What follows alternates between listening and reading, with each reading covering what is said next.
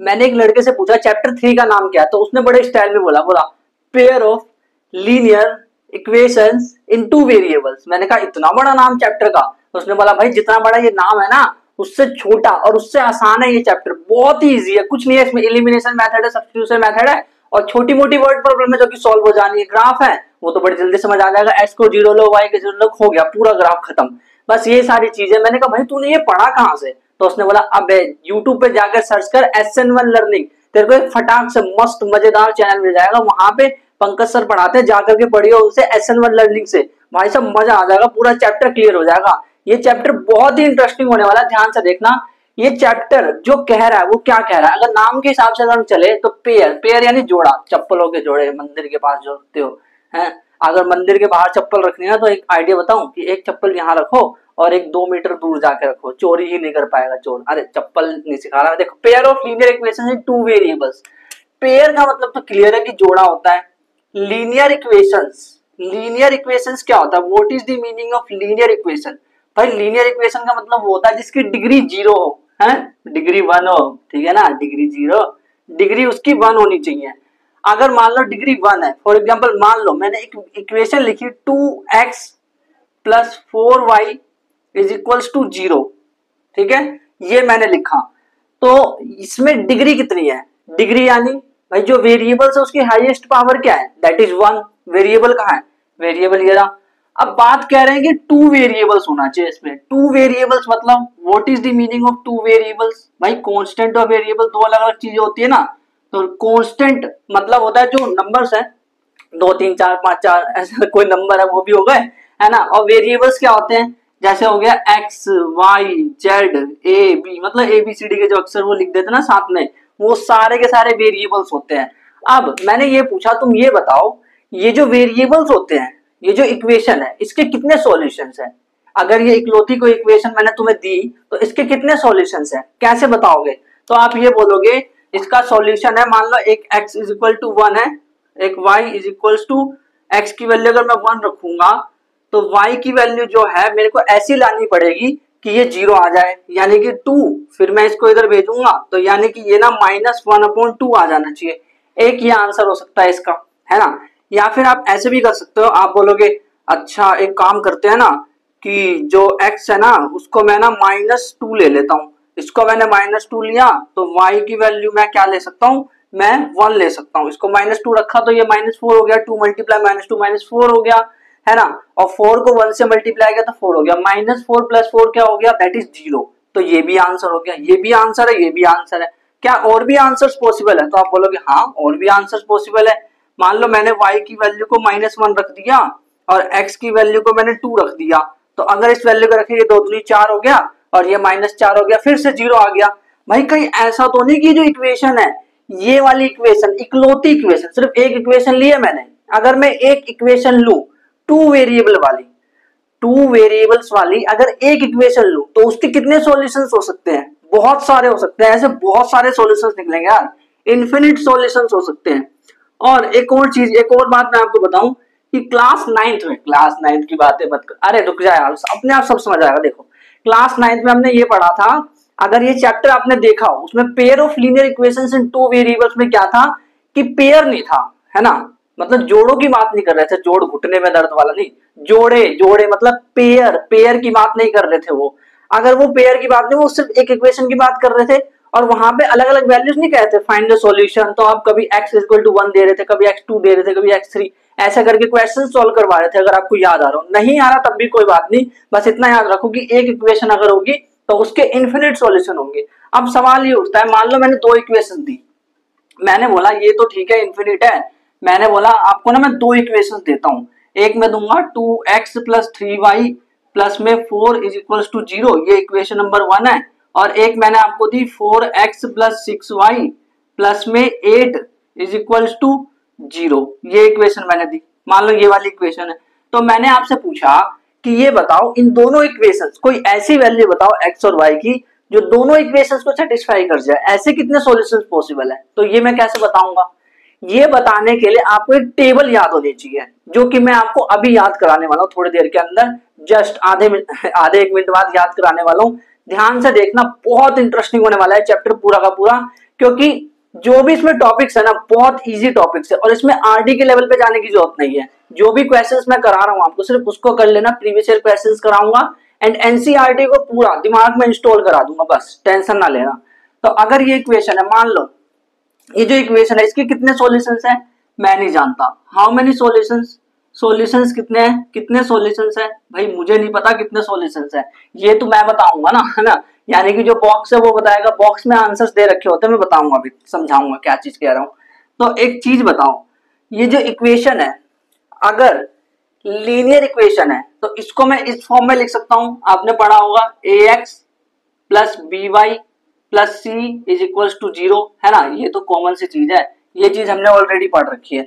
तो अगर ये पहली इक्वेशन है तो इसको मैं बोलूंगा a1x प्लस b1y प्लस में c1 इज इक्वल टू 0। ये इक्वेशन नंबर 1 के लिए है। यानी मैंने आपसे बोला a1 बताओ, तो आप बोलोगे अच्छा a1 यानी इक्वेशन नंबर 1 में जाऊं, तो इक्वेशन नंबर 1 में a1 यानी कि इक्वेशन नंबर 1 में x का कोफिशिएंट कौन है, तो 2 है, तो a1 is equal to 2, a1 की वैल्यू 2 है। फिर उसके बाद मैंने बोला b1 बताओ, तो b1 की वैल्यू 3 है क्योंकि y के साथ इक्वेशन नंबर 1 में 3 बैठा है। एंड c1 यानी कि कांस्टेंट नंबर बताओ भाई, इक्वेशन 1 में जाओ और कांस्टेंट नंबर क्या है, तो 4, तो c1 की वैल्यू 4 आ गई। और ऐसे ही एक और होता है, मतलब a2, उसको हम लिख सकते हैं दूसरी इक्वेशन के लिए लिखता हूं मैं, a2x प्लस में b2y प्लस में c2 इज इक्वल टू 0। ये इक्वेशन नंबर 1 के लिए, ये इक्वेशन नंबर 2 के लिए। तो a2 मैंने पूछा a2 की वैल्यू बताना जरा, तो आप बोलोगे 4 है, b2 की वैल्यू 6 है, c2 की वैल्यू 8 है। तो ये चीज समझ आ रही है। ये जो मैंने लिखा है ना ये चीज, ये स्टैंडर्ड फॉर्म है। किसकी स्टैंडर्ड फॉर्म है भाई, पेयर ऑफ लीनियर इक्वेशन की स्टैंडर्ड फॉर्म है ये। स्टैंडर्ड फॉर्म या फिर जनरल फॉर्म भी कहते हैं इसको, ये पेयर ऑफ लीनियर इक्वेशंस की जनरल फॉर्म है। एंड इसमें वेरिएबल्स कितने हैं, 2 वेरिएबल्स हैं, एक x है एक y है। जब भी 2 वेरिएबल्स हो और 2 इक्वेशंस हो तो उसके सॉल्यूशंस किस तरह से निकाले जाते हैं, अगर ये वाली टेबल याद हो गई तो 25 से 30% जो चैप्टर है वो ऑटोमेटिकली कंप्लीट हो जाएगा। ध्यान से सुनना, क्या है, 2 इक्वेशन दे रखी होगी, अगर आपको 2 इक्वेशन हमेशा देंगे, ऐसा कभी नहीं होगा कि एक इक्वेशन दे करके छोड़ दे, क्योंकि चैप्टर का नाम ही है वो पेयर ऑफ लीनियर इक्वेशन, इसलिए। तो पहली कंडीशन ये, मान लो मैंने ये देखा कि a1 अपॉन a2 मैं कर रहा हूँ, b1 अपॉन b2 कर रहा हूँ, वो इक्वल आ ही नहीं रहे, कि ऐसा है कि इक्वल आ ही नहीं रहे। अगर वो इक्वल नहीं आ रहे हैं ना तो इसका मतलब इंटरसेक्टिंग लाइंस बनेगी ग्राफ पर। अब ग्राफ कैसे बनाते हैं वो मैं आगे बताऊंगा, क्योंकि ये बहुत बच्चों का डाउट होता है कि समझ नहीं आता कि यार ग्राफ कैसे बनता है, कोई इक्वेशन दे रखी है तो उसे ग्राफ कैसे बना दूं, मैं समझ ही नहीं आता। तो बनाना मैं सिखाऊंगा इसी एपिसोड में सिखाऊंगा, देखना ध्यान से देखना। इंटरसेक्टिंग लाइंस यानी कि एक लाइन मतलब पहले वाला जो इक्वेशन है, मान लो ये वाली जो पहली इक्वेशन है, दिस इक्वेशन ये a1x plus b1y plus c1 is equal to 0 की इक्वेशन है। और ये जो दूसरी वाली इक्वेशन है ना, ये दूसरे वाले जो इक्वेशन है उसकी, मतलब दूसरा वाला जो ग्राफ है, जो लाइन जा रही है, एक इक्वेशन है उसकी लाइन ऐसे जा रही है, दूसरे वाले की ऐसे जा रही है, और वो इंटरसेक्ट कर रही है कहाँ, एक ही जगह पे। अब एक चीज याद रखो, जितनी जगह पे इंटरसेक्ट कर रही है ना उतने सॉल्यूशंस होंगे। यानी इंटरसेक्ट कर रही है लाइंस, कितनी जगह पे कर रही है, एक जगह पे कर रही है, तो इसका एक ही सॉल्यूशंस होगा। यानी जब आप आंसर निकालोगे ना तो वो इकलौता आंसर होगा, अकेला एक ही आंसर होगा, उसके अलावा कोई और आंसर पॉसिबल ही नहीं है, ऐसा हो ही नहीं सकता। तो यूनिक सॉल्यूशन की कंडीशन बोलते हैं इसको हम। अब एक और, जब दूसरे नंबर पे हम आते हैं, तो अगर सारे के सारे बराबर हो गए, सारे मतलब भाई a1 upon a2, b1 upon b2, c1 upon c2 सब बराबर हो गए। अगर सब बराबर हो गए, इसको ऐसे याद करो, देखो मान लो कि जुड़वा है, जुड़वा बच्चे हैं किसी के, तो एक जुड़वा ये रहा, एक ही है, दूसरा ये रहा, तो वो दोनों एक दूसरे के ऊपर चढ़ जाते हैं पूरी तरह से, वो दोनों एक दूसरे के ऊपर चढ़ गए। यानी कि जो ग्राफ पे जब रिप्रेजेंट करेंगे तो एक लाइन के ऊपर दूसरी लाइन चढ़ जाएगी, पहली लाइन होगी उसके ऊपर दूसरी लाइन चढ़ जाएगी, ग्राफ में ऐसा होता है। तो पहली लाइन मान लो ये जा रही है, this is first line, and दूसरी वाली ग्राफ जो दूसरा वाला इक्वेशन है उसकी लाइन ये जा रही है, तो दोनों लाइन एक दूसरे के ऊपर चढ़ गई है। अच्छा अब एक बात बताओ, एक दूसरे के ऊपर चढ़ गई है तो कितनी जगह पे कट कर रही है। अब ये नहीं कह सकते ना हम कि यहाँ कट कर रही है एक जगह पर, नहीं, अब तो ये यहाँ पे भी मिल रही है, यहाँ भी मिल रही है, यहाँ भी मिल रही है, हर जगह मिल रही है। यानी कि इन्फिनिट पॉइंट्स हो सकते हैं भाई, वहां पे इन्फिनिट जगह पे मिल रही है, तो इसके इनफाइनाइट सॉल्यूशंस होंगे, अनगिनत, गिन ही नहीं सकते यार, बहुत सारे पॉइंट्स बना सकते हो इस पे। मान लो एक के ऊपर एक चढ़ गया लाइन, एक लाइन दूसरे पे चढ़ गई, तो मैंने बोला कहाँ कहीं कट कर रही है, कहाँ कहाँ पे ये लाइन एक दूसरे के साथ है, ये तो आप बोलोगे यार मैं कैसे बताऊं, मैं तो बहुत सारे बिंदु खींच सकता हूँ अनलिमिटेड। ऐसा सवाल नहीं आता था कि एक जो लाइन होती है उस पर कितने बिंदु खींचे जा सकते हैं, तो वो अनलिमिटेड खींचे जा सकते हैं ना। तो वैसे ही दो लाइंस है, उसके ऊपर दो लाइंस है, एक लाइन के ऊपर तो कितनी जगह पे कट कर रही है भाई, अनगिनत इन्फिनिट जगह पे कट कर रही है। अब अगर सपोज इमेजिन कि जो नीचे वाला बच्चा है वो थोड़ा सा हिला, क्योंकि दूसरा वाला देखो पहला वाला बच्चा हिला, दूसरा वाला इस पे चढ़ गया, तो पहले वाला बच्चा हिला तो क्या दूसरा वाला नहीं हिलेगा, है ना, दूसरा वाला भी हिलेगा क्योंकि वो उस पर डिपेंड है ना। तो अगर इन्फिनिट सॉल्यूशंस होता है तो जो ग्राफ बनता है उसको हम कहते हैं डिपेंडेंट, डिपेंडेंट ग्राफ कहा जाता है उसको। इन्फिनिट सॉल्यूशंस में जो ग्राफ बनता है उसको बोलते हैं डिपेंडेंट, डिपेंडेंट ये वर्ड याद रखना, क्योंकि पता है क्वेश्चंस में ऐसे बोल देंगे in which of the following the graph formed will be dependent. अब भाई डिपेंडेंट तो पढ़ा नहीं, हम तो बस ये पढ़े कोइंसाइडिंग लाइंस पढ़े हैं कि कोइंसाइड कर दी, इन्फिनिट सॉल्यूशंस पढ़े, डिपेंडेंट क्या होता है अब मैंने बता दिया ना। इन्फिनिट सॉल्यूशंस मतलब एक दूसरे पे चढ़ गया वो, यानी कि वो डिपेंड है। अब तीसरी कंडीशंस क्या है, इसमें तो सब बराबर थे ना।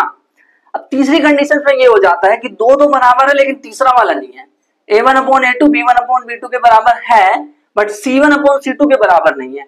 और ऐसे में बनती है पैरेलल लाइंस, एक लाइन एक इक्वेशन की ग्राफ ये बन गई, एक इक्वेशन का ग्राफ ये बन गया। ग्राफ बनाना सिखाऊंगा, टेंशन ना लो, मुझे पता है ग्राफ ग्राफ सोच रहे हो आप कि ग्राफ क्या है क्या नहीं, सब बताऊंगा, टेंशन ना लो, अभी बस इसको समझ लो और याद कर लो। तो एक इक्वेशन की लाइन ये बनी, दूसरे वाले की ये बनी। अब मुझे बताओ ये कितनी जगह पे कट कर रहा है, तो कहीं कट ही नहीं कर रहा, तो ट्रेन की पटरी जैसा हो गया पैरेलल। तो अगर कहीं कट नहीं कर रहा तो कोई सॉल्यूशंस नहीं है इसके। और जिसके कोई सॉल्यूशंस नहीं होते हैं उसको हम कहते हैं कि वो कंसिस्टेंट नहीं है। कंसिस्टेंट मतलब भाई देखो ऐसा होता नहीं कि हम स्टडी में कितने कंसिस्टेंसी है, हमारी स्टडी में कितनी कंसिस्टेंसी है, यानी कि हमने अपनी पढ़ाई का सॉल्यूशंस निकाल लिया है ना, याद करने का तरीका बता रहा हूं। लेकिन अगर हमने अपनी पढ़ाई का सॉल्यूशन नहीं निकाला है तो हम कंसिस्टेंट नहीं है, कंसिस्टेंसी नहीं है हमारे अंदर, तो उस वक्त हम कहेंगे कि हम इनकंसिस्टेंट है। कंसिस्टेंट नहीं है मतलब इनकंसिस्टेंट है। तो ये जो सॉल्यूशंस नहीं निकला, अभी इसने अपनी लाइफ की प्रॉब्लम का सॉल्यूशन नहीं निकाला, तो एक तरह से ऐसे याद करो, तो ये हो गया इनकंसिस्टेंट, इसको हम कहेंगे इनकंसिस्टेंट। अच्छा इसका मतलब इसका सॉल्यूशन है और इसका सॉल्यूशन है, तो क्या ये दोनों कंसिस्टेंट है? हाँ ये दोनों कंसिस्टेंट है क्योंकि इन दोनों का सॉल्यूशन है। अगर इन दोनों का सॉल्यूशन है कंसिस्टेंट, दिस इज कंसिस्टेंट, ये दोनों के दोनों प्यारे नन्हे मुन्ने जिनके सॉल्यूशंस हैं, चाहे एक है या फिर अनगिनत, उससे फर्क नहीं पड़ता, बस सॉल्यूशन है ना, सॉल्यूशन निकाल लिया ना बंदे ने, तो लाइफ की प्रॉब्लम का सॉल्यूशन निकाला मतलब वो कंसिस्टेंट है, वो बंदा कंसिस्टेंट है, यानी कि सॉल्यूशंस बहुत सारे हैं या फिर एक भी है, तो दैट इज कंसिस्टेंस कंडीशन। सवाल ये उठता है जो हमें पेयर ऑफ लीनियर इक्वेशंस दे रखे हैं, दो इक्वेशंस दे रखी है हमेशा, तो उसका सॉल्यूशंस कैसे निकाले? मैंने कहा कि सॉल्यूशन निकालने के बहुत तरीके, बहुत क्या बहुत कितने तरीके हैं, तो जितना हमें 10th क्लास में पढ़ना है दैट इज ग्राफिकल मेथड और अलजेब्रिक मेथड। जो ग्राफिकल मेथड है उसमें ग्राफ बनाते रहते हैं हम और आंसर्स निकालते रहते हैं। फॉर एग्जाम्पल मान लो एक ग्राफ मतलब एक मैंने इक्वेशंस ली, उसका ग्राफ जो है इस तरह से बन रहा है, ऐसा ग्राफ बना उसका, और दूसरे वाले का ऐसा ग्राफ बन रहा है, तो मैं ये देखूंगा ये कट कहाँ कर रहा है। तो अगर ये जहां यहाँ पर कट कर रहा है मान लो, तो यहाँ पे अगर कट कर रहा है मैं कहूंगा यही इसका सॉल्यूशन है। बट मान लो ये कट ही नहीं कर रहे कि जो लाइंस है वो पैरेलल आ गई, ये कहीं कट ही नहीं कर रहे, तो मैं कहूंगा भाई साहब इसका कोई सॉल्यूशन ही नहीं है। क्यों? क्योंकि पैरेलल लाइंस है। अभी यही चीज तो हमने देखी। दूसरा जो मेथड है, ग्राफ सिखाऊंगा अभी, टेंशन ना लो। दूसरा जो मेथड है वो है अलजेब्रिक मेथड। अलजेब्रिक मेथड दो तरह के होते हैं, एक तो सब्स्टिट्यूशन मेथड होता है। सब्स्टिट्यूशन मतलब एक तरह से समझो कि एक को हटा के दूसरे को लेकर के आ जाते हैं, एक को हटाया और उसको दूसरे में डाल दिया। सिखाऊंगा मैं, टेंशन ना लो, सब कुछ सिखाऊंगा। अभी ओवरव्यू बता रहा हूँ कि इस चैप्टर में है क्या। इलिमिनेशन मेथड मतलब गायब करना, बोलते नहीं कि एमसीक्यू को इलिमिनेशन मेथड से करो, यानी कि इलिमिनेशन मतलब सबको डिलीट करते जाओ, तो ऐसे ही हम किसी को गायब करेंगे, किसी चीज को गायब, इलिमिनेशन यानी गायब करना, गायब मेथड बोल सकते हो। गायब करके हम ना कुछ गायब करेंगे, इसमें क्या करेंगे वहां समझेंगे, कुछ गायब करेंगे और आंसर्स निकल आएगा हमारा ऑटोमेटिकली। अब देखो एक चीज, अगर आपको अभी तक कुछ नहीं समझ आया ना, जब से आप शुरू से देख रहे हो, मान लो कुछ नहीं समझ आया तो कोई प्रॉब्लम नहीं है। अगर 1% भी आया समझ में तब भी कोई प्रॉब्लम नहीं है, और अगर पूरा आ गया तब तो अच्छी बात है। बट अब जब मैं क्वेश्चंस कराऊंगा ना, प्रीवियस ईयर क्वेश्चंस लेकर के आ रहा हूं अब मैं, तो आपको सारी चीजें ऑटोमेटिकली क्लियर हो जाएगी, क्योंकि मैथ्स में ना कॉन्सेप्ट से ज्यादा इंपॉर्टेंट है क्वेश्चन प्रैक्टिस। ये कोई साइंस तो नहीं है, तो क्वेश्चंस प्रैक्टिस करते हैं previous year questions. Question number 1 देखो 2024 में आ रखा है, बोला कि 3x + 4y = 5, 6x + 8y = 7, ये दे रखा है। एंड ये पता है पूछ ये रहे हैं, क्वेश्चन का है ना, ये सोच रहे हो, ये पूछ ये रहे हैं कि किस तरह की लाइंस बन रही है, कि इंटरसेक्टिंग लाइंस बन रही है, कि पैरेलल लाइंस बन रही है, कि कोइंसिडेंट लाइन बन रही है, पूछ रहे हैं। तो क्या करेंगे हम भाई, कुछ नहीं करना, a1/a2, b1/b2, c1/c2 ये सब निकाल लेना है। तो निकाल करके देखो, पहले एक चीज समझो, ये जो इधर दे रखा है इसको मैं इधर लेकर के आ सकता हूं। तो अगर मैं इसको इधर लेकर के आऊं तो ये 3x + 4y - 5 = 0 हो जाएगा, है ना, ये इक्वेशन बन जाएगी, इसको इक्वेशन 3 बोल देता हूं।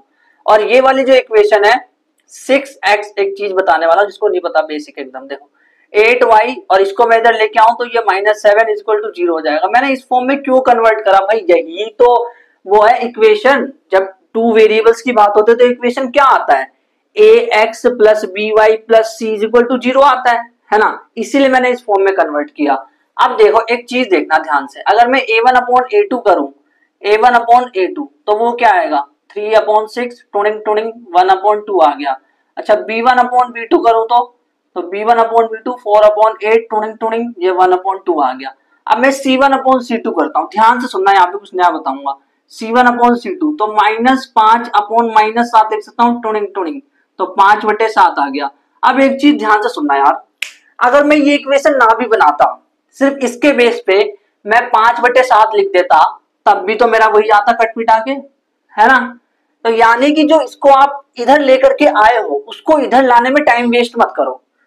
पेपर में जब आएगा ना क्वेश्चन, जब कराओगे बोर्ड एग्जाम में या कभी भी, तो आपको मतलब इधर लेकर के नहीं आना उसको, कि पता चले इसको इधर लेकर के आ रहे हो, टाइम वेस्ट कर रहे हो उसमें, नहीं यार, उसको डायरेक्ट ही कर दो, नंबर नहीं कटने वाले, 5/7 ही आंसर आ रहा है। अब ये देखो कि a1/a2 जो है, a1/a2 वो आ रहा है b1/b2 के इक्वल, क्योंकि ये भी 1/2, ये भी 1/2। बट प्रॉब्लम ये है कि ये c1/c2 के इक्वल नहीं आ रहा, क्योंकि तो 5/7 है। तो अब याद करो ऐसा किसमें था भाई, मुझे तो ये याद रहा है कि a1/a2 इक्वल नहीं था ना, जो b1/b2 के वो था, उसमें वो जो इंटरसेक्टिंग लाइंस थी, और अगर सारे बराबर हो जा रहे थे तो वो जुड़वा बच्चे जो एक दूसरे के ऊपर चढ़ गए थे, है ना, वो वाले, तो उसमें सारे बराबर थे, यानी कि वो कौन सी वाली कोइंसिडेंट लाइन थी। बट बच गई क्या, पैरेलल। तो यानी ये पैरेलल की कंडीशन है, तो कौन सी लाइन होगी, दिस लाइन विल बी कौन सी, पैरेलल लाइंस। बस यही पूछा था एग्जाम में, और ऑप्शंस दे रखे थे, बट मैंने यहाँ पे ऑप्शन नहीं लिया। ऑप्शन क्या दे रखे थे, वही सिंपल वाले, एक दे रखा था कोइंसिडेंट, मतलब जितनी भी पॉसिबल है कोइंसिडेंट लाइंस दे रखी है, इंटरसेक्टिंग लाइंस, पैरेलल लाइंस, और no none of the above answer था। तो उसमें से सेलेक्ट करना था, बड़ा इजी क्वेश्चन था यार 2024 का, सब बच्चों ने कर दिया था, बहुत आसान है। Condition for which ax + 2y = 7। हाँ, अब इसमें इसको इधर लेकर मत आना, इसलिए सिखाया वो, इसको इधर मत लेकर के आना, सीधा कर देना। ax + 2y = 7, 3x + by = 16 parallel lines के लिए कंडीशंस क्या होगी, ऑप्शंस ये है। भाई मुझे ये समझ नहीं आ रहे ऑप्शंस, मुझे समझ आता है कि ये पैरेलल लाइंस बोल रहे हैं, तो मुझे एक चीज समझ आ रही है कि a1/a2 = b1/b2 होना चाहिए, बस खत्म बात, और वो इक्वल नहीं होना चाहिए c1/c2 के। मुझे इससे अलावा कुछ नहीं समझ आता। पैरेलल लाइंस जब भी मैं देखता हूं तो मुझे ये चीज समझ आती है। तो a1 यानी कि a1 क्या है, a, ये इक्वेशन 1 है और ये इक्वेशन 2 है ना, तो a/3, x का कोफिशिएंट 3, और इधर देखो 2/b is not equal to 7/16। यार इसको छोड़ो, इसको आप क्रॉस मल्टीप्लाई करो, तो ये आएगा ab इज इक्वल टू 3 × 2 क्या आएगा 6। ऑप्शन देखो, ये रहा option B is the answer, बस खत्म। इतने आसान सवाल होते हैं एमसीक्यूज भी। क्वेश्चन नंबर 3 2025 में आया, बोला कि the value of k for which system फाड़ देंगे वाला नहीं, सिस्टम मतलब ये दोनों इक्वेशंस की बात कर रहे हैं।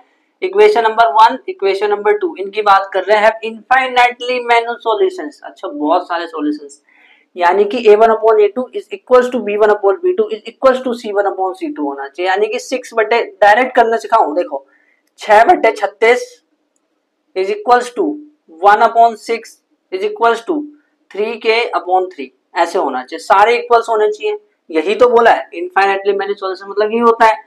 तो अगर मैं इसको डिवाइड करूं 1/6 आ रहा है, हाँ ठीक है बराबर हो गया, सब बराबर होना चाहिए लेकिन, तो यानी कि इसको भी इक्वल्स कर दो, तो ये और ये कट गया, 3 और 3 तो गए, तो ये k की वैल्यू अबे दिख तो रहा है 1/6, 20 दी आंसर, खत्म, बस एमसीक्यू है, ऐसे करना है इसको। और इसमें जो एमसीक्यू यहाँ पे जो अभी तक दिख रहे हैं ना, सारे इसी तरह के आते हैं, बहुत सिंपल होते हैं, एकदम आसान न्यूमेरिकल्स होते हैं। अब क्वेश्चन नंबर 4 देखो, ये वाला क्वेश्चन जो है इसमें ये 3x मतलब बिल्कुल ऐसा ही सवाल है, बट अंतर ये है कि इसमें कोइंसिडेंट लाइन है। अगर कोइंसिडेंट लाइंस है, कोइंसिडेंट, अबे यार इनफाइनाइटली मैनी सॉल्यूशंस या फिर कोइंसिडेंट, बात तो सेम है ना, बात तो सेम है ना। तुम भेष बदल के आओगे, तुम रूप बदल के आओगे, हम तुम्हें पहचान नहीं पाएंगे क्या? पहचान लेंगे। तो इसका जो आंसर है ना वो आपको कमेंट करना है, जल्दी से फटाफट कमेंट करो। आई वांट टू सी कि पहले किसका आंसर आता है, मैं उसको अपना हार्ट दूंगा, हार्ट, वो यूट्यूब वाला। क्वेश्चन नंबर 5 देखो, बहुत सिंपल है ये भी, बोला इन्फिनिट सॉल्यूशंस है और इसमें से क्या ऑप्शन करेक्ट है। तो एक चीज देखो, kx बराबर y प्लस 2, ये क्या भाई, इस फॉर्म में लेके आओ ना इसको। तो एक काम ध्यान सुनना, अगर मान लो इसको आप इधर लेके भी आए तो ये माइनस वाई हो जाएगा और ये -2 हो जाएगा, और ये भी माइनस का और ये भी माइनस का हो जाएगा, और मैं डिवाइड करूंगा तो भाई माइनस माइनस कट जाएगा, तो क्यों ही लेकर के आऊं, सीधा मैं ऐसे करता हूं ना, k/6 इज इक्वल्स टू 1/2, क्योंकि इसके पास 1 है कोफिशिएंट, इसके पास 2 है, इज इक्वल्स टू, इन्फिनिट में सारे बराबर होते हैं, 2/3। तो अब इसको सॉल्व करो, कहीं कुछ गड़बड़ है। ओ भाई साहब, एक चीज देखो, ध्यान से देखना, अब ऑप्शंस में डज नॉट एग्जिस्ट भी दे रखा है, ध्यान से सुनो। अब कुछ बच्चे क्या करने वाले हैं, इसको इससे काटेंगे और बोलेंगे कि 3 को मैं उधर भेजता हूं तो k = 3 आ गया, k = 3 आ गया, और वो क्या करेंगे, ऑप्शन ए को टिक मार के आ जाएंगे, जबकि ये गलत है। क्यों? एक बात बताओ, ये 1/2 है तो ये भी 1/2 आना चाहिए, क्योंकि सारे इक्वल्स है ना। और ये 2/3 कैसे आ रहा है यार, ये समझ नहीं आ रहा, ये 2/3 कैसे आ रहा है, तुझे तो 1/2 होना चाहिए ना, क्योंकि अगर तू इसके बराबर है, तू बोल रहा है, ले दोगलापंती हो गई, तू कह रहा है उसके बराबर हो, लेकिन मतलब वो है ही नहीं उसके बराबर, 1/2 2/3 उसके बराबर कहाँ है ये? तो अगर नहीं है तो इसका आंसर ये नहीं होगा, इसका आंसर होगा does not exist, does not exist ही नहीं करने वाला यार ये तो। नेक्स्ट जो टॉपिक है वो ग्राफिकल मेथड, मैंने बोला था ना बहुत सारे मेथड है, तो ग्राफिकल मेथड से सीखते हैं कि इक्वेशंस का जो आंसर है, सॉल्यूशन है, वो कैसे निकाले। तो इसके लिए कुछ नहीं करना, इसको आप ऐसे भी कह सकते हो कि 2 इक्वेशन है उसका ग्राफ कैसे बनाए, हमें तो एग्जाम में आ गया कि इक्वेशन से इसका ग्राफ बनाओ। याद है 9th क्लास में कैसे होता था कि एक ही इक्वेशन का ग्राफ बनाने के लिए कहा जाता था, है ना, तो एक लाइन हम बना के छोड़ देते थे। बट यहाँ पे पेयर ऑफ लीनियर इक्वेशंस है, यानी कि 2 लाइन बनेगी ना, एक ग्राफ के ऊपर x axis y axis coordinates वाली जो लाइन है उसमें 2 लाइन बनेगी, है ना। ध्यान से सुनना, तो कैसे करेंगे, 2 इक्वेशंस हमेशा देंगे भाई, चैप्टर ही है, पहले बोल दिया इसको मैंने। अब जो एनसीईआरटी में एग्जाम्पल नंबर 1 है और एग्जाम्पल नंबर 3 है, 2 और 3 भी मेरे ख्याल से, तो एग्जाम्पल नंबर 3 जो है वो आपको खुद करके देखना है। एग्जाम्पल नंबर 3, एग्जाम्पल नंबर 1, जैसे मैंने ये करा रहा हूँ ना एग्जाम्पल नंबर 1, अब इसको मैं क्यों करवा रहा हूँ, क्योंकि ये एग्जाम 2016 में आ रखा है, सीबीएसई 2016 में क्वेश्चन है, और इस क्वेश्चन को सिर्फ यहां तक नहीं किया कि उन्होंने बोल दिया ग्राफ निकाल के छोड़ दो, नहीं, उन्होंने कुछ और भी चीज बोली, मैं भी बताता हूँ आपको क्या है वो चीज।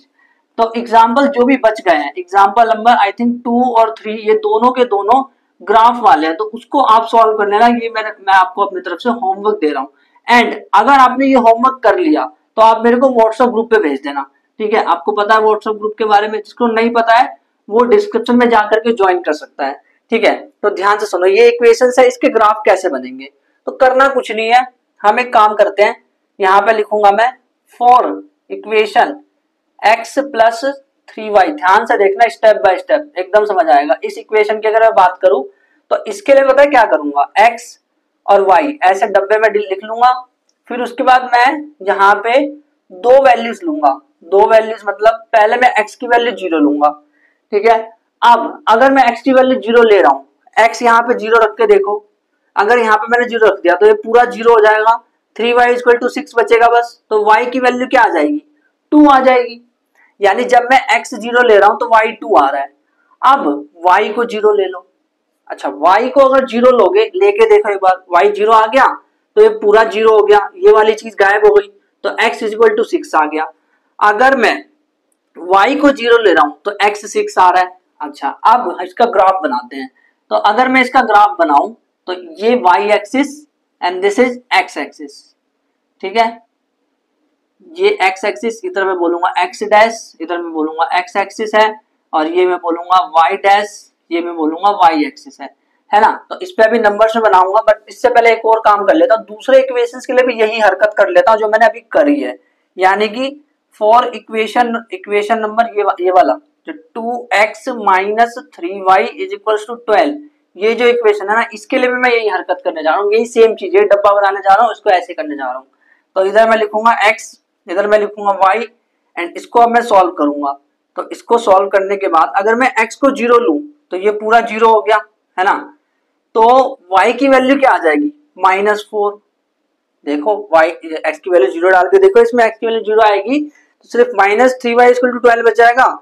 तो -3 नीचे चला आएगा, 3 को 4 से मतलब काट सकते हैं, तो -4 आ गया। अच्छा अगर मैं y को 0 लूं तो ये पूरा 0 हो जाएगा, तो 2x = 12 बचेगा बस। 2x = 12 यानी x की वैल्यू 6 आ गई, तो इधर हम लिख सकते हैं 6।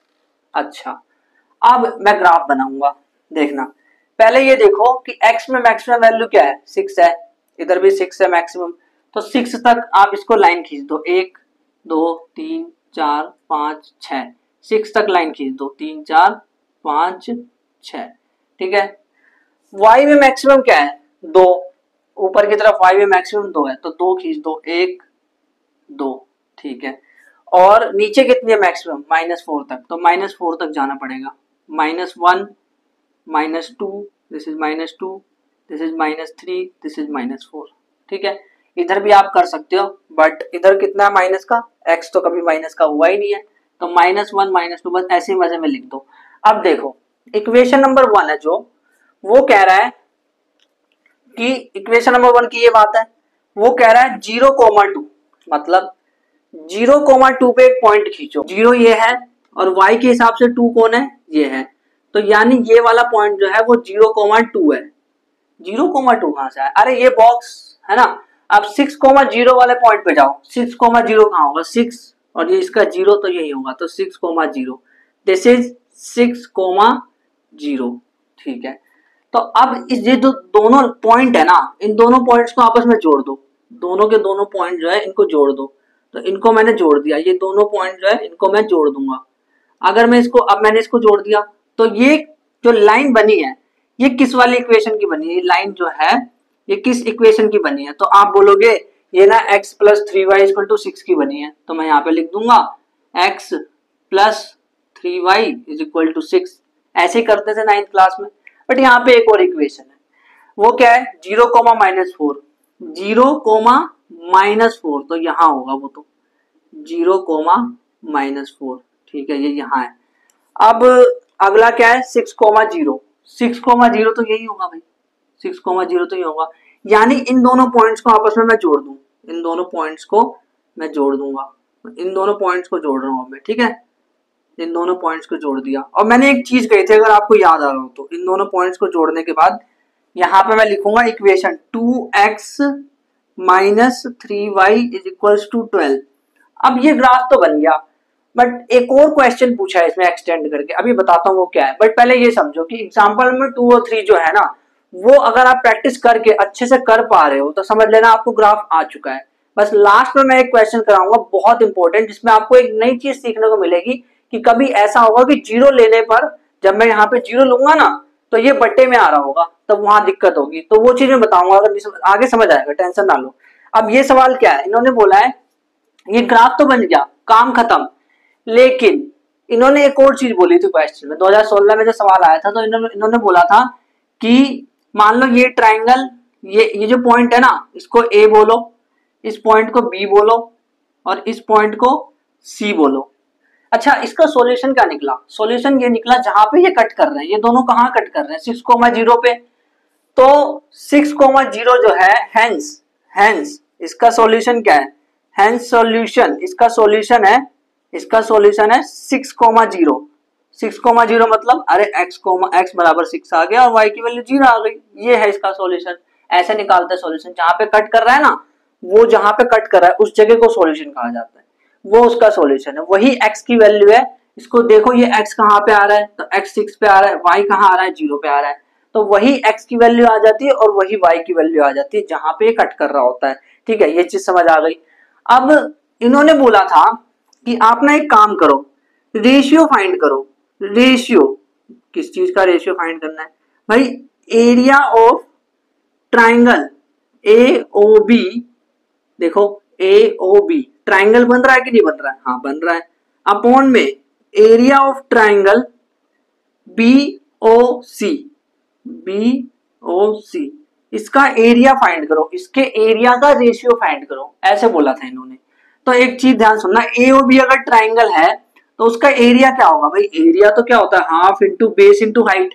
बेस क्या है? ये ट्राइंगल है तो इसका बेस क्या है? 1 2 3 4 5 6 यूनिट है, तो 6 लिख देंगे, 6 unit multiply half into base हो गया हाइट 1 2 2 यूनिट हो गया 2। फिर उसके बाद नीचे भी BOC का ये half into base into height. इस ट्राइंगल का, ये जो ट्राइंगल है ट्राइंगल BOC, ये ट्राइंगल का बेस क्या है? ये है बेस 1 2 3 4 5 6 यूनिट, तो ये 6 है मल्टीप्लाई इसका हाइट क्या है? हाइट है 1 2 3 4, माइनस मत लेना, एरिया कभी माइनस में नहीं होता भाई, एरिया कभी माइनस में नहीं होता, तो ये माइनस मत लेना, ये 4 लेना 4। तो 1/2 कट गया, 6 और 6 कट गया, ये इससे कट के ये आ गया 1/2। तो आंसर क्या आया? 1:2। ये सवाल एग्जाम में आया था, उन्होंने बोल दिया था कि इसका जो ट्राइंगल्स के जो ये रेशियो, अगर पूरे ट्राइंगल्स का पूछते तो कैसे निकालते, तब तो और भी आसान हो जाता यार। देखो पूरा ट्राइंगल यानी ये वाला पूरा ट्राइंगल है, अगर ये वाला पूरा ट्राइंगल है तो बेस क्या है? 1 2 3 4 5 6 है, 6 कर देते यानी कि हाफ मल्टीप्लाई 6 कर देते। हाइट क्या है? 1 2 3 4 5 6, वो भी 6 है, तो ये आ जाता हमारा 18 unit square, 18 unit square. But अभी क्या आया? ये तो रेशियो है ना, तो 1:2। सिर्फ एरिया बोलते हैं ना तो यूनिट स्क्वायर करके लिखते हैं, बट यहाँ पे रेशियो पूछा है तो 1:2 आंसर आया। एग्जाम्पल नंबर 2 और 3 आपको अच्छे से सॉल्व करना है, क्योंकि बिल्कुल ऐसे होगा, कोई नया फंडा नहीं लगने वाला उसमें। जो ग्राफ्स है इसके ऊपर कैसे प्रीवियस ईयर क्वेश्चंस आते हैं, देखो क्वेश्चन नंबर 1 देखो, ऐसे क्वेश्चन मैंने 2024 23 20 हर बार देखे हैं। क्वेश्चन क्या होता है? ये ना एक्स की कोई वैल्यू दे देंगे, यानी कि एक्स कोई वैल्यू दे देंगे जो कि कांस्टेंट होगा, x इज इक्वल टू कोई कांस्टेंट नंबर दे देंगे, या a b 2a 2b ये सब ऐसे करके दे रखा होता है। और ये नंबर जो ये इन्होंने x equal to 5 y equal to 5 दे रखा है ना, इसको ये अलग भी दे सकते हैं, ये 5 ये 7 ये 7 ये 2 कुछ भी दे सकते हैं, इनकी मर्जी है। बस ये देखना कि x की वैल्यू कुछ कांस्टेंट दे दे और y की वैल्यू भी कुछ ये कांस्टेंट दे दे, तब क्या होने वाला है? तब पहले तो ये समझो इसका जो ग्राफ है वो कैसा बनेगा। ये x एक्सिस है, दिस इज x एक्सिस और दिस इज y एक्सिस। तो यार एक बात बताओ, अगर ये कह रहे हैं कि x equal to 5 y equal to 5 का ग्राफ बनाओ, तो 1 2 3 4 5 यहाँ 5 होगा ना, और y पे 5 कहाँ होगा? 1 2 3 4 5 यहाँ 5 होगा। तो कुछ नहीं करना क्या है कि एक लाइन खींचनी है यहाँ से ऐसे करके, और यहाँ से भी एक लाइन खींचनी है। अब आप बोलोगे ये तो इंटरसेक्ट नहीं कर रही ना, तो कुछ हो रहा है, कर रही है भाई, उसको आगे बढ़ाओ, पहले इसको आगे बढ़ाओ। तो इसको आगे बढ़ाया तो ये कहाँ कट कर रही है? इसका भी 5 इसका भी 5, तो 5,5 पे ये कट कर रही है। तो ये है इसका आंसर। मतलब इस तरह से इसको सॉल्व किया था। ग्राफिकली सॉल्व करने के लिए कह देंगे, सीधा लिख देते हैं x equal to 5 y equal to 5 solve graphically. भाई इतने सारे हम x y वाले कर रहे हैं, तो x इक्वल टू y 5 मतलब बराबर अपने आप दे दिया ऑटोमेटिकली। कैसे करें? तो इसको करना बहुत सिंपल है, इस तरह से करना है। x की वैल्यू 5 एक सीधी लाइन खींच दो बस, y की वैल्यू 5 एक सीधी लाइन खींच दो बस। तो जहां पे कट कर रही है वो पक्का वो पॉइंट वही होगा जो उन्होंने आंसर दे रखा है। मान लो अगर ये ए बी करके पॉइंट होता तो ये ए होता, ये बी होता, ये ए कोमा बी पॉइंट पे ये इसके answers x equal to a और y comma y equal to b होता है ना। समझ आ रहा है क्या कह रहा हूं? तो इसका ग्राफ बनाना सीख लो बस। लगता है मुश्किल है बट यार अब तो समझ आ ही गया ना, है ना। और ये ध्यान से देखो ये क्या है, क्या इसमें सिर्फ एक ही सॉल्यूशन है? हाँ, तो अगर x कांस्टेंट और y कांस्टेंट है तो इसमें वन सॉल्यूशन है, याद रख लेना भैया, याद रख लेना, बहुत इंपॉर्टेंट है। अगर वन सॉल्यूशन है तो इंटरसेक्टिंग लाइंस है ना, इंटरसेक्टिंग लाइंस वन सॉल्यूशन यानी यूनिक सॉल्यूशन भी कहते हैं, ऑलरेडी बताया। इंटरसेक्टिंग लाइंस है ये भी पता है। जैसे ये वाला क्वेश्चन देखो, क्वेश्चन नंबर 4, 2 और 3 कराऊंगा आगे। क्वेश्चन नंबर 4 देखो, बोला है solve x equal to 5 y equal to 7 graphically. अब क्या करे बेचारा, क्या करे, अब उसको तो आता है नहीं, स्टूडेंट जो है वो कर ही नहीं पा, उसको तो वो बोलेगा ये सवाल देखना ये गलत है क्या, इन्होंने कोई तो इक्वेशन दी नहीं, हम क्या बनाओ ग्राफ। कुछ नहीं करना, गलत नहीं है सवाल, सही है, हमें करना कुछ नहीं है। बस यहाँ पे ये x एक्सिस बनाया हमने, ये y एक्सिस हम बनाया हमने, और x पे कभी तो 5 आएगा, ये रहा 5, y पर ये 5 आ गया, y पर कभी तो 7 आएगा, 1 2 3 4 5 6 7, कभी तो 7 आएगा। तो ये सीधी लाइन खींच दी यहां से, और ये 5 से मैंने सीधी लाइन खींच दी। फिर मैं इसको थोड़ा और आगे बढ़ाऊंगा क्योंकि ये कट भी करनी चाहिए। तो ये कट कहाँ कर रही है, 5,7 पे। बस बन गया ग्राफ, खत्म। और इसी के 2 या 3 मार्क्स मिल जाते हैं। बट एमसीक्यू में आएगा तो अलग बात है। तो ये बड़ा सिंपल सा चीज है, इसमें याद रखना कि ये इंटरसेक्टिंग लाइंस होती है और इसके एक ही यूनिक सॉल्यूशंस होते हैं। एक सॉल्यूशन यानी यूनिक, इकलौता है, वो इकलौता सॉल्यूशन है उसका। और देखो कितनी बार आया एग्जाम में, 2024, 23, 22 ऐसे सवाल, ये तीनों सवाल अलग अलग ईयर में, 2024, 2023, 2020 में ऐसे आ रखा है, और 2023 में सवाल दे दिया था। अब इसका ही बना के मैं दिखाई देता हूं आपको। मान लो x equal to A, Y equal to B दे रखा है, तो आपको कुछ नहीं करना। ये जो x एक्सिस है और ये y एक्सिस है, x एक्सिस पे आपको a पॉइंट दिखा देना है और y एक्सिस पे आपको b पॉइंट दिखा देना है। सीधी लाइन खींचनी है, उसको ऐसे सीधी लाइन खींचनी है, इंटरसेक्ट करना है, a, b लिख देना है, खत्म काम। 2a 2b है, 2a 3b है ना, तो यहाँ पे 2a, यहाँ पे 3b लिख देना, यहाँ पे 3b लिख के इधर 3b, इधर 3 इधर लिख देना 3b, उसके बाद बस हो गया सॉल्व। ये 2a, बस इतना आसान होता है, सिंपल सा तो है। मतलब ये चीज अब हमें आ गई, अब इसमें टेंशन नहीं होगी। क्वेश्चन नंबर 2 देखो, इसमें बोला है कि the pair of equations y2 है और y की वैल्यू -3 दे रखी है। तो y2 और -3 दोनों दे रखे हैं, यानी कि इसके दो सॉल्यूशन दिख रहे हैं, एक 2 और -3। तो इसका आंसर जो है 2 सॉल्यूशन होने वाला है। नहीं, इस तरह से मत करना इस सवाल को, बिल्कुल ऐसे नहीं करना। इसके लिए आपको ग्राफ खींचना पड़ेगा पहले तो। ये x एक्सिस है, ये y एक्सिस है, हर चीज के लिए ग्राफ खींचू क्या? हाँ भाई, मैं क्या करूं इसमें, अब है ही तो y की वैल्यू 2 कहीं ना कहीं तो होगी। ये रहा y की वैल्यू 2, ठीक है। अगर y की वैल्यू 2 यहां पर है तो यहां से एक लाइन खींच दो, सीधी खींच दी। ये इक्वेशन 1 है, इन्होंने बोला है ना पेयर ऑफ इक्वेशन, पहली इक्वेशन ये, दूसरी ये, अलग अलग इक्वेशन है, सेम के लिए बात नहीं कर रहे कि कहीं सोच रहे हो कि इसकी y की वैल्यू 2 भी है और -3 भी है, नहीं। ये पहले इक्वेशन की बात करें, दूसरे की। अब आप सोच रहे हो कि जब तुमने y इक्वल टू 2 और y इक्वल टू -3 बोल लिया तो इक्वेशन क्यों बोल रहे हो? इक्वेशन तो वो होता है जो 2x + 3y इक्वल टू 9 ऐसे कुछ हो, मतलब इस फॉर्म में। भाई ऐसा नहीं है, जहां भी आपको इक्वल का निशान दिख जाए ना, उसको इक्वेशन बोलने लग जाना। मान लो कल को आपने बोला कि राजू प्लस भिंडी, राजू प्लस भिंडी, आपने बोला राजू प्लस भिंडी इज इक्वल्स टू आलू, कहीं पे ऐसे बोला आपने, तो इसका मतलब ये समझ जाना कि ये भी एक इक्वेशन है। क्यों? इक्वल आया, बस खत्म बात। जब भी इक्वल दिख जाए तो बोल देना इक्वेशन है। तो वैसे ये भी इक्वेशन है, y की वैल्यू 2, और कभी ना कभी तो -3 भी होगा, तो ये भी एक इक्वेशन है। ये इक्वेशन नंबर 1 है, ये इक्वेशन नंबर 2 है। दोनों इक्वेशंस का ग्राफ बना दिया। अब बताओ कितने सॉल्यूशंस हैं? क्या दोनों इक्वेशन कहीं कटेगी, कहीं मिलेगी? कहीं नहीं मिलने वाली यार, क्योंकि ये जो है एकदम सीधा खींचा है मैंने, ये भी एकदम सीधा खींचा है मैंने। तो ये पैरेलल लाइंस है, और पैरेलल लाइंस के सॉल्यूशंस नॉट पॉसिबल, सॉल्यूशंस होते ही नहीं है। तो no solution is the answer, ये नहीं है।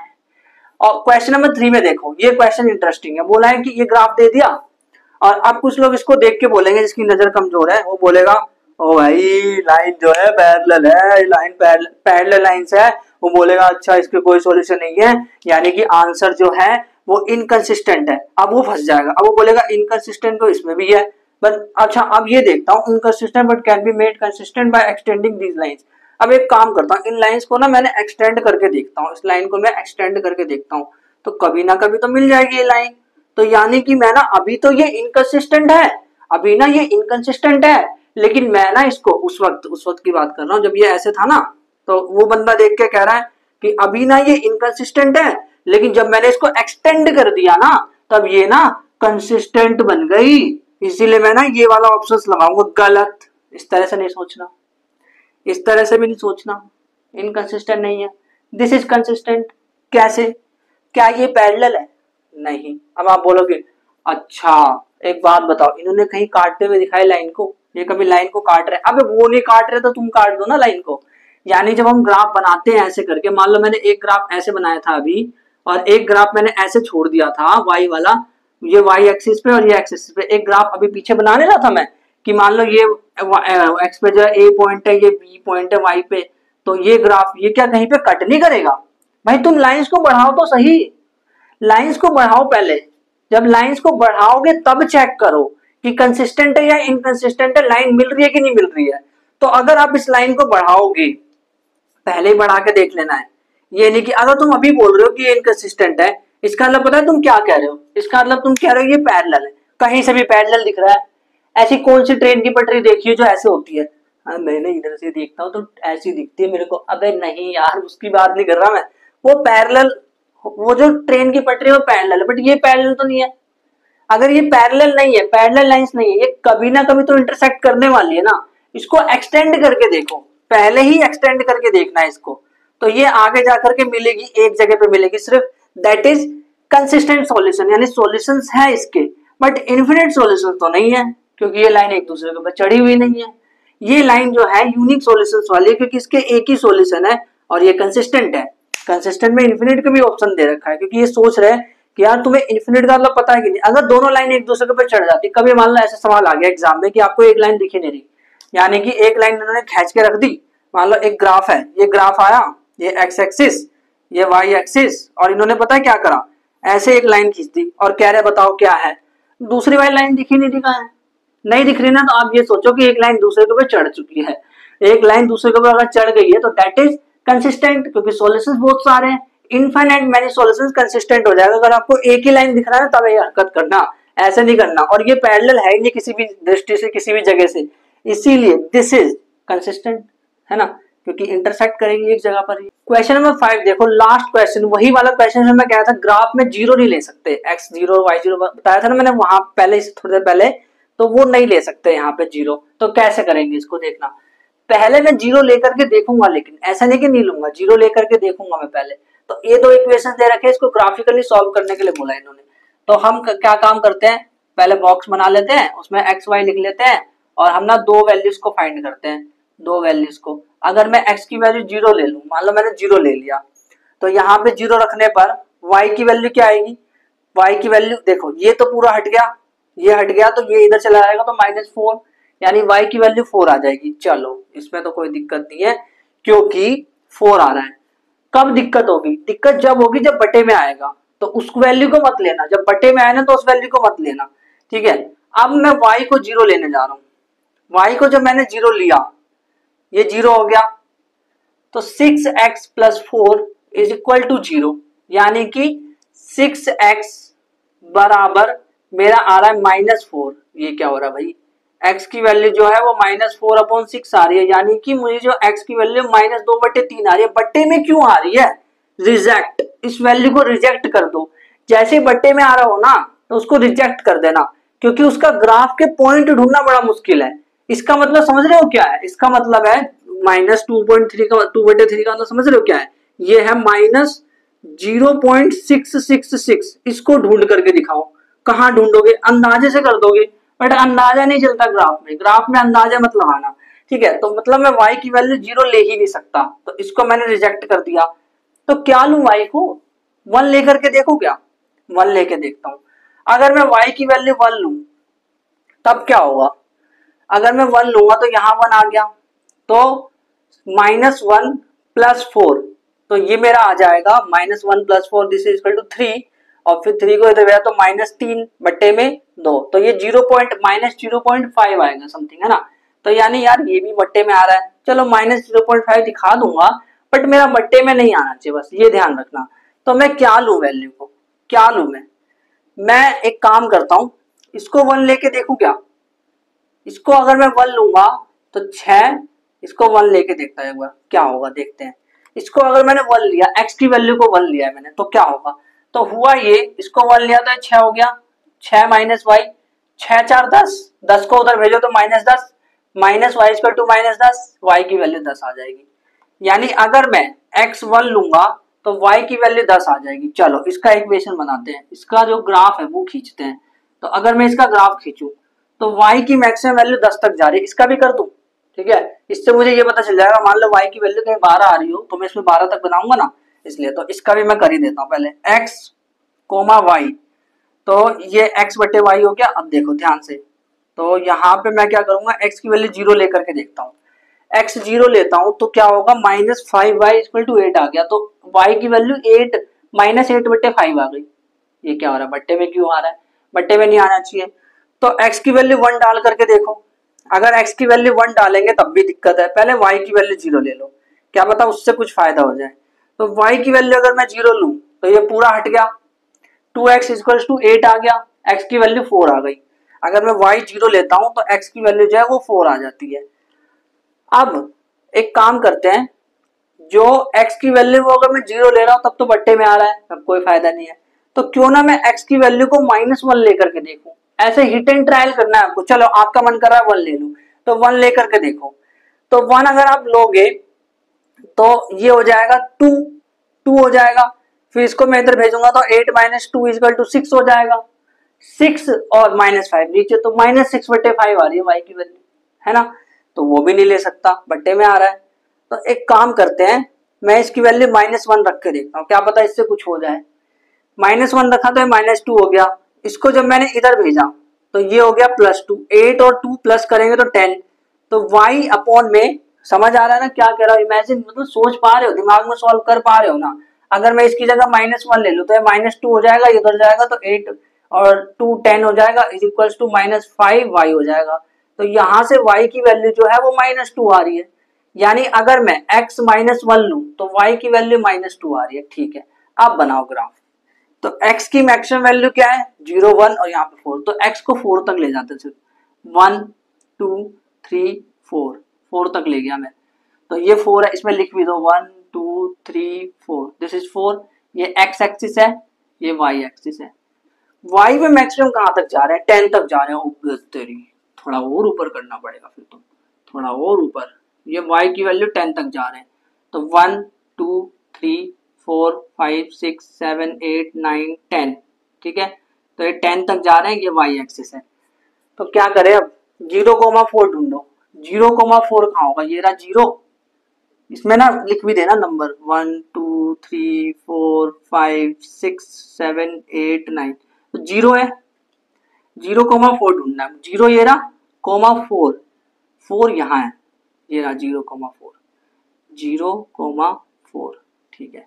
अब मुझे ढूंढना है 1,10, 1 ये रहा, 10 ये रहा, दिस इज 10, तो ये यहाँ आएगा 1,10। अब उसके बाद क्या करते हैं, दोनों लाइंस को जोड़ देते हैं ना, तो दोनों लाइंस को जोड़ दो, ये रही लाइन, इसको जोड़ दो, इसको मैंने जोड़ दिया, बट ये समझ नहीं आ रहा मैं बढ़ाऊं कहाँ तक इसको, है ना, तो मैं एकदम आगे तक बढ़ा देता हूँ, मुझे कुछ समझ नहीं आ रहा, मैं एकदम ही आगे तक बढ़ा देता हूँ, ठीक है। अब इसके बाद इसको देखते हैं, ये किसका है वो भी लिख देना, इक्वेशन भी लिख देना साथ में। इक्वेशन क्या है, 6x - y प्लस में 4, 6x - y प्लस में 4 इज इक्वल्स टू 0 का है ये, और ये वाला 4,0 ये 4 है, ,0, तो ये यहीं पे रहेगा, दिस इज 4,0, ये पॉइंट का नाम है 4,0, है ना। और ये है -1, -2, तो -1 कहाँ होगा, -1 यहाँ कहीं होगा, -1, -2, यानी कि -1 माइनस ये -2 होगा, यहाँ पे लिख देता हूँ -2, ठीक है। तो -1, -2 कहाँ होगा, वो यहाँ होगा, -1, -2, ठीक है। अब इन दोनों लाइंस को ऐड कर दो, जोड़ दो इन दोनों लाइंस को, ऐड यानी कि प्लस नहीं, ठीक है, जोड़ दो इन दोनों लाइंस को। अगर इन दोनों लाइंस को मैंने जोड़ा, अब ध्यान से देखो ये क्या आ गया, ये लाइन कहाँ पे कट कर रही है, क्या ये -1, -2 पे कट कर रही है क्या, -1, -2 पे कट कर रही है, एक बार -1 रख के देखना है इसमें, तो ये -6 आ गया, और इसमें -2 रख के देखेंगे तो ये हाँ, यानी कि अगर मैं इसमें -1 और -2 रख दूं, -1 और x की वैल्यू -1, तो सॉल्यूशन पता है क्या आ रहा है, सॉल्यूशन आ रहा है x की वैल्यू -1 और y की वैल्यू -2। ये सॉल्यूशन मैंने कैसे निकाला, भाई वहां पे कट कर रहा है ना ये, इसलिए अगर यहाँ ये कट कर रहा है तो जहां कट करता है उसी को सॉल्यूशन बोलते हैं, यानी कि x की वैल्यू जब आप -1 रखोगे, y की वैल्यू -2, दोनों इक्वेशंस में, इसमें भी रख के देखो तब ये सेटिस्फाई हो जाएगी इक्वेशन, इसमें रख के देखो तब भी ये सेटिस्फाई हो जाएगी, यानी ये जो वैल्यू है ना, जो जहां पे कट कर रहा है, that is the solution of दोनों इक्वेशंस का, है ना। फिर इसके बाद इन्होंने बोला सेट रीजन, जो रीजन है, जो जगह है, उसको सेट करो, और कैसे बोला था पता है, इन्होंने बोला था y एक्सिस के लूं, तो y एक्सिस के साथ कौन सा रीजन है, ये वाला रीजन है, तो इसको सेट करना था बस, और कुछ नहीं। यही सवाल था, ये एग्जाम में ऑलरेडी आ रखा है, ये 3 मार्क्स का एग्जाम में आया था, और ऐसे ही सवाल यहाँ से बनते हैं। अगले वाले एपिसोड में मैं एक्सरसाइज 3.1 को पूरा कंप्लीट कराने वाला हूँ अच्छी तरह से। अगर वो देखना चाहते हो तो इस वाले प्लेस पे क्लिक कर लो। अगर आपको क्वाड्रेटिक इक्वेशन देखना है तो इस वाले प्लेस पे क्लिक कर लो। जब इस वाले प्लेस पे क्लिक करोगे तो मैं आपको वहीं पे मिलूंगा चीजों को एक्सप्लेन करते हुए एंड अच्छे से समझाते हुए। डीपीपी सॉल्व कर लेना।